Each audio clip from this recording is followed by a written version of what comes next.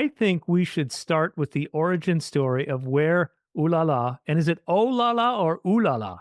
It's "oh la la." It's totally different than "ooh la la." That means something totally different. And when I tell this story, people understand the difference right away. Okay, I want to So, start there, Cisco. Tell oh, us the history of, you've been saying that for a long time. Where did that come from?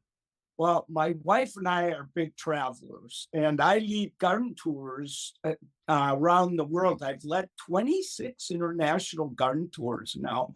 And, but even if we don't go over and do a garden tour or something, either way, we always do some kind of physical exercise, hike in the mountains, ride our bikes, do something like Mary and I, for instance, we hiked the entire French Alps, 360 miles, just the two of us.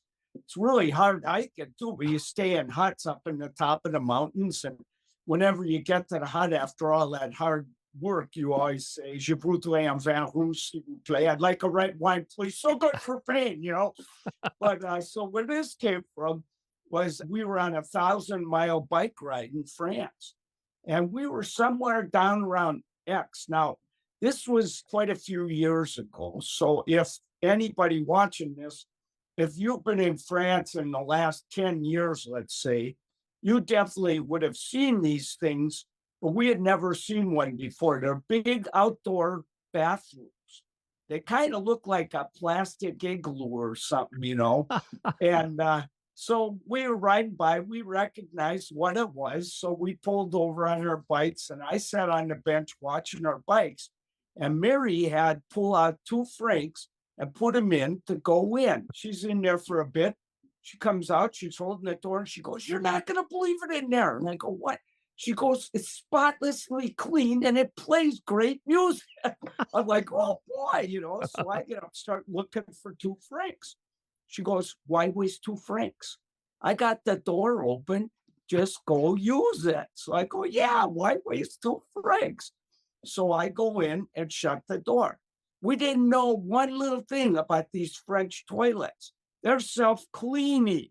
When the door shuts, it means the person has left. It's time to clean. Oh no. I walk up to the front. Whoosh, I get blasted by this right in the chest. I run to the back. Whoosh, from behind. I run to the door. It's locked. Whoosh, from the side. Finally, the jet stopped. The door opens. I come staggering out, drenched from head to foot. And here's this little old French guy wearing a beret, holding a baguette, looks at me and goes, "Oh la la." So that's where that came from. I've been saying it ever since. Hey, I will tell you one thing. I was really clean.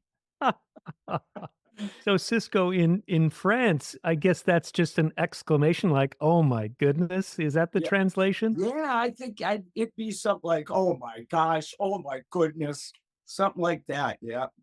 That is that story. And you're Holy so cats.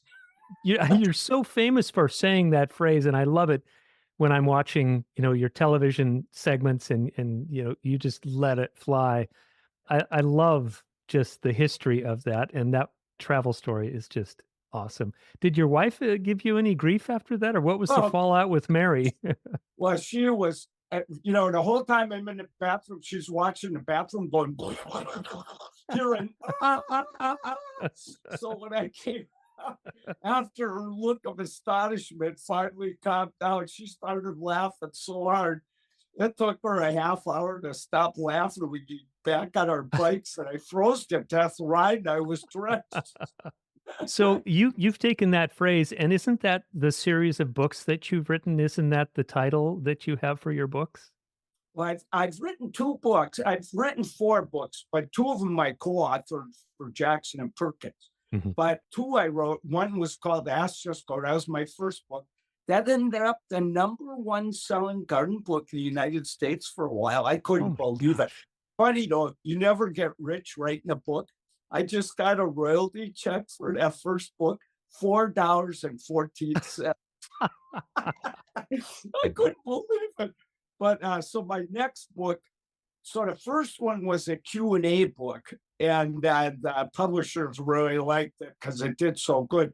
So they wanted me to rewrite the same book with new questions, but no way I was going to do that.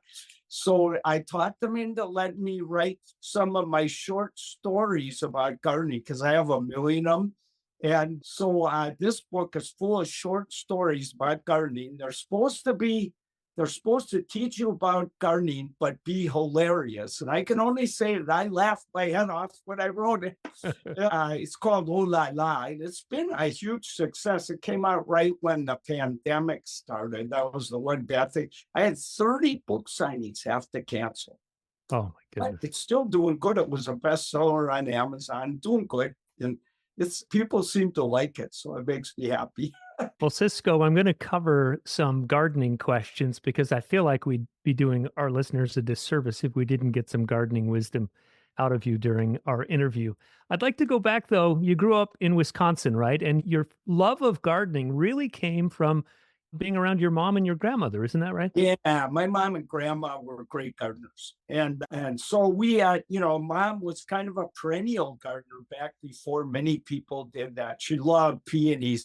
That's one of the only plants you can even get to grow in Wisconsin. The winter kills everything. But she was a good gardener. And we had a big vegetable garden, pretty good sized veggie garden. And I preferred working in the perennial garden, but they had the half-hour rule. Every day I had to work a half hour in the veggie garden, harvesting and doing all the jobs you have to do, weeding. And if I didn't do it, I didn't get to go play baseball on Saturday. I spent the whole day in the veggie garden. So I did a lot of veggie gardening. But yeah, they were great. It was so fun working with them. And my grandma was quite an Irish woman. So her name was Maud O'Hara. That was her maiden name. But she married Waldo Reichart, which ended peace in the family. But anyway, and when I gardened with her, she had a broom against the shed out there. And if you called her Maud Reichart, she'd grab that broom. You better run for your life. It was the funniest thing. I used to love doing it. She had kind of a hot temper, but she taught me so much about gardening and so many garden tricks. It was really great. So yeah, working with those two was always really good. My dad, he wasn't too good a gardener, to tell the truth. He liked to kind of try to supervise. That never worked too good. The funniest one ever is he brought home, how he got it, I don't know, a whole truckload of fresh sheep manure one time. And he told mom and grandma, he said, Maud, he said, put that down and work that into the garden. Said, you'll have the biggest veggies you'll ever see. He was right. If you could find them under the 12-foot tall weeds that grew out of that stuff, Yeah. it was the weediest mess. I'm surprised my mom and dad's marriage lasted through that one. I feel like this would be a good time to learn about manure in gardens. Cisco, there's a term, and we can talk about our family's organic vegetable garden up in Ferndale, but you can't put like fresh manure right on gardens because the nitrogen is in a form that actually will harm the plants. Well, what's actually happening when you have to compost or break down manure so that it turns forms, right? Yeah, so if you use it when it's fresh, then it's got, for one thing, it's got animal pee in it, which is really salty and could just burn your plants to shreds. And it's got way too much nitrogen. So yeah, you got to turn that manure over. The farmers out here, the dairy farmers, they put all the manure and then they wash it all down in these holes and let it sit for a really long time before they used to sell it to us. Hardly anybody buys fresh manure anymore. But yeah, so it's got to go through all little microorganisms in there, have to break all that nitrogen down and it breaks the salts down and all of that stuff. And so it is turned into humus, which is as far as composted waste products can break down. Once it turns to humus, it adds so much to your soil when you work it in, and adds microorganisms like mad. It adds moisture holding capacity, breaks up hard soil. It's just the best thing you could do.